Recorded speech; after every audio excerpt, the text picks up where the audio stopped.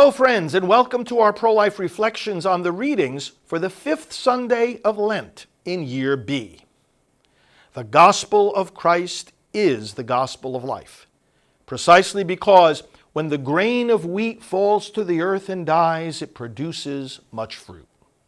The paradox of the gospel of life is that life is poured out on the world precisely when life is given away for the good of others.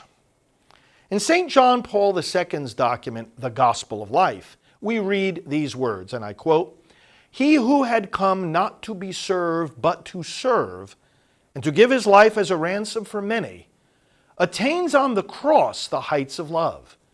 Greater love has no man than this, that a man lay down his life for his friends. And he died for us while we were yet sinners." In this way, Jesus proclaims that life finds its center, its meaning, and its fulfillment when it is given up. At this point, our meditation becomes praise and thanksgiving, and at the same time urges us to imitate Christ and follow in his footsteps. We too are called to give our lives for our brothers and sisters, and thus to realize in the fullness of truth the meaning and destiny of our existence. End of quote. That's from Evangelium Vitae. Christ is the grain of wheat that falls to the earth, but is also lifted up from the earth, both on the cross and in the resurrection and the ascension. And the fruit is that he draws all people to himself. Now, we have here the powerful themes of life-giving fruitfulness and unity. The culture of death denies both. It embraces, through pro-choice rhetoric, the loving of one's own life that Christ rejects in this gospel teaching.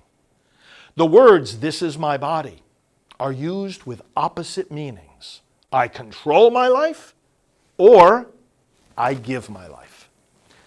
As we approach Holy Week and meditate on the Passion, it's a perfect time to renew our commitment to give ourselves away, to defend the vulnerable, particularly the most oppressed, who are the unborn. Friends, to find pro-life reflections on the readings for all the Sundays of the year, go to preachingonabortion.com, where you can also order my book, Proclaiming the Message of Life.